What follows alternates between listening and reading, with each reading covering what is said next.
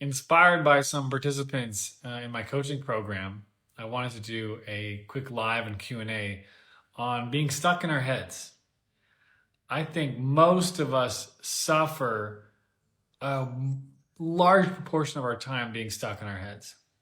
And what I mean by that is that contemplation stage, the in-between, should I take action? Should I not take action? Is it the right time to take action? Is this the right thing to do? That questioning of ourselves.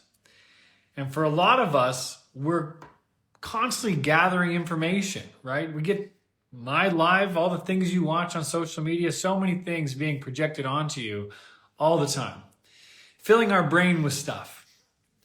Now, that's wonderful. We have all this great information, but the challenge is so often we're stuck in the contemplation stage, measuring the pros and cons. Is this a good idea? Well, what if that happens? Maybe I should plan this. Maybe I need more information. Maybe that. All the while, nothing's actually happening. And so I'm inspired by some participants in our program this week who committed themselves to taking action. Now, I have a philosophy in my program that is, there's nothing wrong with anybody I work with. Some people come thinking like, there's something wrong with me, I need to be fixed. I don't think there's anything wrong with any of you or anybody. I think the parts of you that you want to shine through and unlock are just stuck. They're stuck behind past failures and judgment of ourselves and wanting to be perfect and doing everything right. And it just paralyzes us. It's so paralyzing to try to do things perfectly. It's so paralyzing to always be trying to do the right thing, make the right decision. And so what's amazing, what I train a lot of people with in my program, is the courage to take action and to let it be messy, to do the thing you're scared of. That's how you discover that you're courageous, is we need to do the thing we're scared of. But if we don't do that, then really what we're doing is we're waiting for enough evidence to make sure there is no risk. There's going to be risk. If something matters to you, a person, a endeavor that you're taking on, there's going to be nervousness. There's going to be fear. That's signifying that it really matters to you. Now, the challenge with that is we try so hard to mitigate those fears and make sure that we are going to be protected. And of course we do. We have a past. We've had challenges. We've been hurt. And so part of our work is to get out of our heads. We're so busy analyzing things and planning and trying to figure everything out. What if instead we just took immediate action? That's part of why I'm taking this live right now. I didn't know what I was going to say to you guys. I'm just thinking, okay, I saw a post of a client of mine and was, inspired by her taking action. And I was like, you know what, let's do a talk on what it means to get out of your head. And so one of the things that we do in my program is we discover what is the key action that you want to take. What is the thing that you're like avoiding, that you know is the action to take, but you're just scared. We all have those in our life right now. By the way, one of them is like going live with you guys. I'm like, oh, is there enough time? My wife's making us breakfast right now, and oh, maybe I'll wait till later. I wait to have more information or more planned out. It's like, fuck that. Let's take action. Let's take messy action, because when you do that, things move forward. And so one of the things we do in my program is, as we discover whatever the key actions are for you to take, we create a time frame for those actions, like a by when. So by when are you going to talk to that person? By when are you going to end that situationship? By when are you going to share that thing you've been scared to share? And almost every time people in the program go, next week, 2 weeks from now, later. And I go, okay, I'm not going to force you to do anything here. There's no obligation. And what's going to happen if you wait 2 weeks to take that action? You're going to get in your head. You're going to start to overthink it. You're going to start to doubt the reasons for doing it. Versus right now, when you're full of momentum and energy and you're like in a great space to take action, and then we go, let me just think about this for a second. No, don't think about it. That's one of the things I encourage all the time. Don't think about it. Feel it. You know there's something talking to you right now going, oh, I want to lean into that. But what if it doesn't work out? Well, if it doesn't work out, now we got some real information we can work off of. One of the things I was doing when I was coaching is, when I first started coaching, I was judging myself all the time. Am I good enough? Maybe I'm not fit for this profession. And I made a promise to myself. That I was going to give it 2 years of my time, fully committed time. And if by then I didn't prove that I could be a good coach and make a difference for people, receive testimonials, receive great results, then I would quit. But I wasn't allowed to quit until then. Because here's the thing. When we get in our heads, we over-evaluate everything. Another client I was working with this week was saying to me that she doesn't feel like she can sell herself in interviews. We talk about all kinds of relationship stuff, right? Basically, most of it is the relationship to ourselves, because that's going to give way to all the relationships in our life. And she's like, I can't seem to sell myself in an interview. I feel like I'm shaking, like I can't speak clearly. And I was like, okay. And so did you not get a job this week? Like, were you applying for a job and you didn't get it? And she's like, no, actually, they said I was a great fit and they're going to let me know tomorrow. And I'm like, well, what are you talking about then?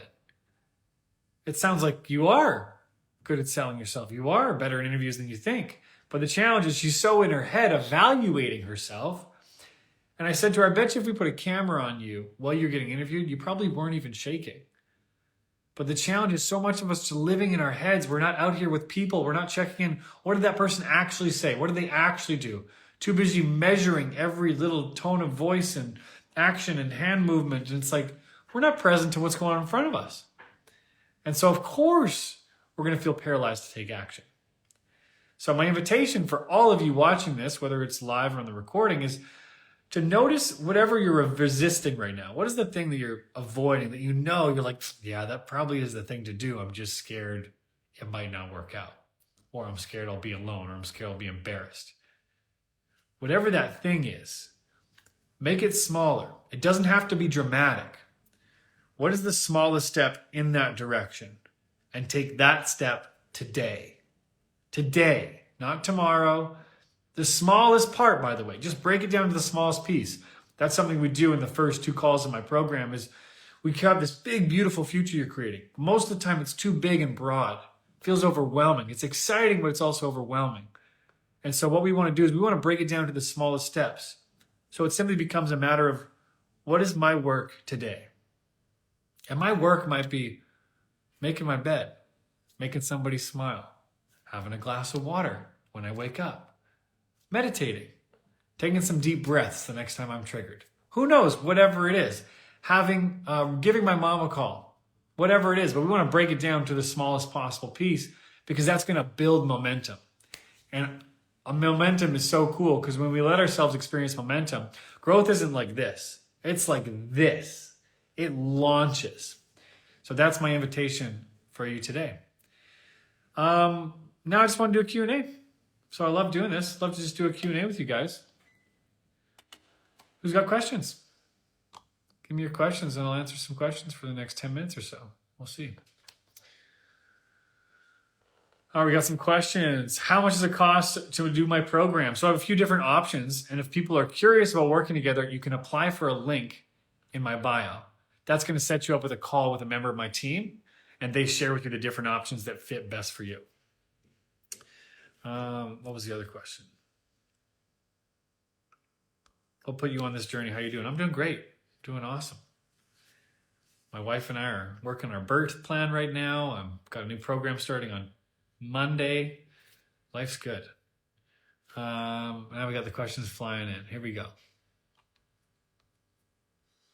Can a person change between avoidant and anxious attachment? Absolutely. I'm a recovering anxious attacher. My wife is a recovering avoidant attacher. I say recovering because we still get triggered. As long as you're a human breathing, you're going to get triggered by things. So we are secure most of the time, but we still sometimes get triggered. We still sometimes trigger each other.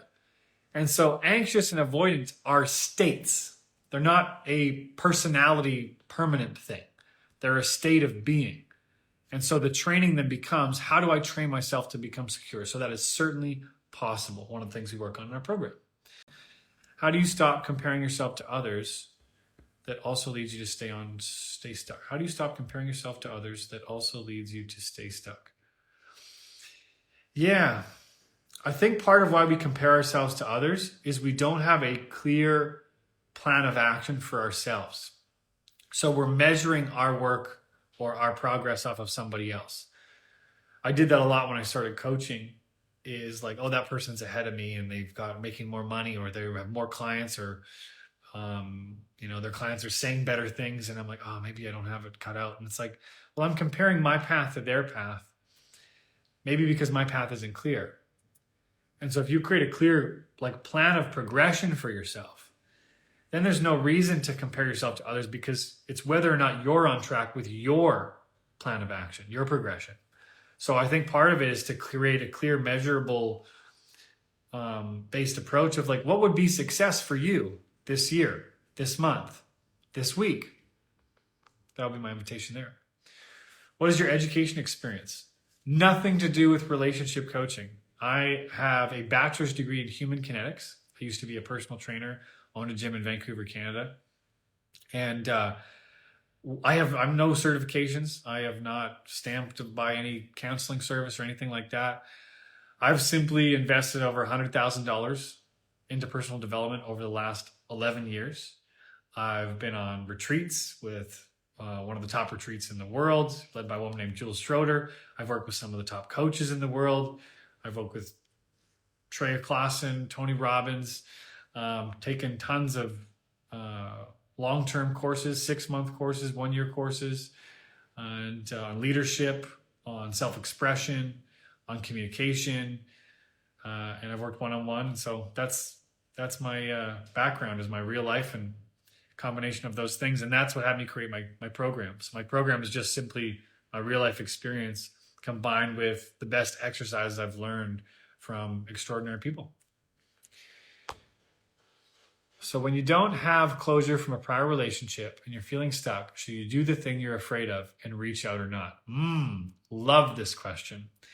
So I'd be curious to know, what is the thing you're actually afraid of? So you don't have closure from a prior relationship. You're feeling stuck. Should you do the thing you're afraid of and reach out?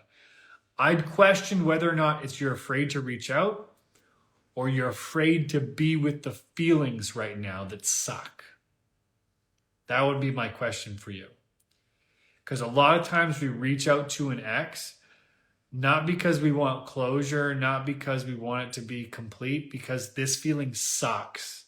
And if we reach out, we feel like we can taper that feeling. So I would question, what is it you're really afraid of? Is it you're afraid of their reaction, or is it afraid of how you're going to be coming out of this breakup? Are you afraid of the feeling that you're experiencing right now? Breakups are brutal. That's what led me to relationship coaching in the first place. I hired my first relationship coach because I was going through a brutal breakup. And all I wanted to do was think I was broken and I have to fix myself to fix this relationship, for this person to like me and want to be with me. And it was driving me crazy. But it wasn't, that was the symptom. The source was, I was simply being insecure and scared that I was unlovable, and that maybe that would make me alone for the future. And so, of course, I was trying to reach out and fix this thing. So I question, what is it you're really afraid of? And this is tough because it's not always clear. Like I tell people in my coaching, I'm not here to give you advice. I'm here to help you get your own clarity. And so it takes some looking. It might not be obvious. So I invite you to look. What is it that you're really trying to fix by reaching out to that person? And that's probably the thing you're afraid of. Scrolling. Seeing if there's any new questions here. Do you think it is true the saying, when you meet the one you know? No fucking way. I hate that shit. When you know, you know. No, you don't know when you know. Because you learn something new and you get surprised and you change and they change. To me, that is such a cop-out from movies of when you meet them, time stops. I was commenting on someone else's post the other day. They were saying, if you couldn't feel it, that they were the one when you saw them for the first time, then they're not the one. That is so stupid. That is so stupid, because it takes off this whole kind of idea of relationships are cultivated. They're created. They're not found. You don't go find someone and then you guys are just perfect, and then you never have an argument and everything works out. That's not life. I know so much of us have been sold that from media and from people selling you bullshit, but no, relationships are created. I'm creating my relationship with my wife every day. It's like your garden. You nourish it. The storms come. You deal with that. You work out new ways to deal with the grasshopper infestation. I don't know if this analogy makes sense, but it's like, no, I don't believe if it's meant to be, it'll be, and all that crap. Everything happens for a reason. This stuff, it's just cliche. I think, sure, everything happens for a reason, but you pick the reason. You're the one who's picking the reason. It's not like, oh, it's because they wasn't meant to be. It's like, I don't know. Maybe there was something to gain from that relationship that you weren't paying attention to.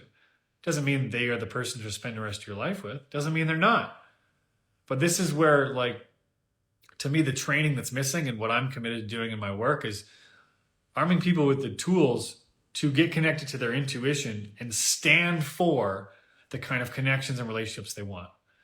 Not just try to find some perfection or try to find something and it should just work automatically. Don't buy that at all.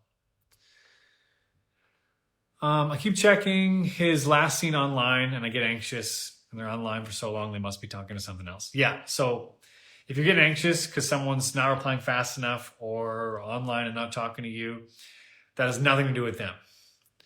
That is your anxious attachment being triggered. And so often we go, okay, we're going to try to get them to do something differently to deal with my anxious attachment. That's not going to work. That's giving your power away.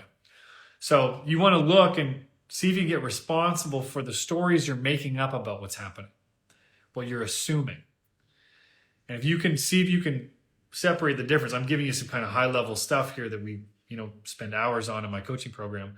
But if you can separate what's happening, the person's online. What am I making that mean? They're seeing someone else, talking to someone else. Okay, do I know that or did I just make that up? I made that up. Okay, operate based off of what you know, not what you're making up. And that's going to give you some power. Now that's a big ask, but that might give you a step in the right direction. How to deal with a partner who won't communicate. Yeah, communication, to me, your skill of communication is measured in how other people experience it, not what you think about it. So if you want your partner to communicate better, then you might want to look at any way that you might inhibit their communication.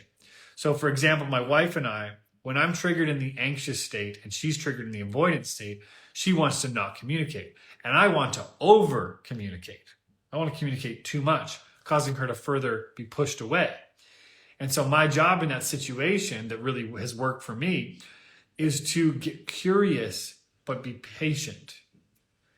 And so asking the kinds of questions that are really light, and sharing, what is it you need right now? What will make a difference for you? It really matters to me when you do X. Would you be open to that? And so when your partner won't communicate, I would look at what are some questions that maybe you've never asked before? Or what are some ways you've gone about you maybe never asked before? And to lean into that a little bit. And one of the things I notice is often I would just not give my wife enough time to share what she wanted to share. I'd be too eager to fix or solve something rather than pausing and seeing what she wanted to say. So that would be something to maybe get you on the right track there. Why does someone suddenly change their mind about you? I think if it's sudden, then maybe they weren't really interested in you. They were interested in the idea of you. And then something changed and they now realize they weren't with the idea of you. They were with actually you. So they might not have actually changed their mind about you. They just were attached to an idea versus the real you. If it's something sudden, I don't really believe that there's any sudden things in relationships. Like, oh, we were married and suddenly we got divorced. No, you didn't. There were tons of signs before. There were tons of things happening where people didn't speak up or didn't address a problem. So I think for you, there might be something to release about that maybe it doesn't mean anything about you personally. And if someone is changing their mind about you so quickly, that might be a real gift to no longer be putting energy towards that person. The challenge is to give yourself the compassion that there isn't anything wrong with you if someone did that. That's the invitation. Is it possible to heal perfectionism? Yeah, it's definitely possible. It's definitely possible, and it's messy. It's messy because it's like a drug. Perfectionism is such a drug, and it's like it's the devil on your shoulder that's always going, oh yeah, but this, and what about that, and make sure this, and make sure that, and got to plan this, and got to perfect that. And you get something out of perfectionism. And until we get what it's costing us to be perfectionist, we keep it up. And so my question to you to engage in is, what is it costing you to come from a place of perfectionism? I know you get something out of it. There's some things you might even like about it. But I would be willing to bet there's a massive cost that isn't totally clear yet. So that'd be my invitation for you to check out. All right, one more question. My wife just messaged me and said breakfast is ready, so I'm going to do last one. How do you meet people to date? Online dating is so toxic. Well, here's the thing. So the first part of my program is we take a look at what our limiting beliefs are. So whatever your limiting beliefs are, whatever you already believe, that will determine what you see and what you don't see. Meaning, it will dictate what doors are available for you. If I think, what's an example here? If I think people are always letting me down and people are unreliable, well, then I will constantly, unconsciously most of the time, look for ways that people are being unreliable. I will find evidence for that thing, further perpetuating this cycle. So it's kind of like the chicken or the egg phenomenon. Which comes first? So you don't have to date online. I don't think anybody has to date online or not. But I would encourage you to look at what are some of the limiting beliefs that you're walking around about how difficult dating is. Could you release some of that? And you will probably have evidence for it. I'm not discounting the validation of the question. There's probably evidence for that, but it's going to take you looking at what could I give up about what I'm already assuming how this is going to go. Whatever you're already assuming is definitely going to get in the way of what you're going to experience around dating relationships, but super common challenge that people are dealing with. Amazing, guys. Thank you for the questions. I'll be back on live maybe once or twice more this week and try to do this every week. So thank you for the questions. If you're curious about coaching, my services, working with my team, apply for the link in my bio and you can find a complimentary discovery call where you'll go through a few key exercises that I offer. This is with some members of my team. I don't do those personally. I focus on coaching and content first and foremost. But really amazing people work with my team, and you'll be able to find the details of my program and see if it's a fit for you. So sending you guys love and hope you take on get out of your head today. Get out of your head today and this week. Practice thought, action, thought, action. All right? Sending you love. Bye.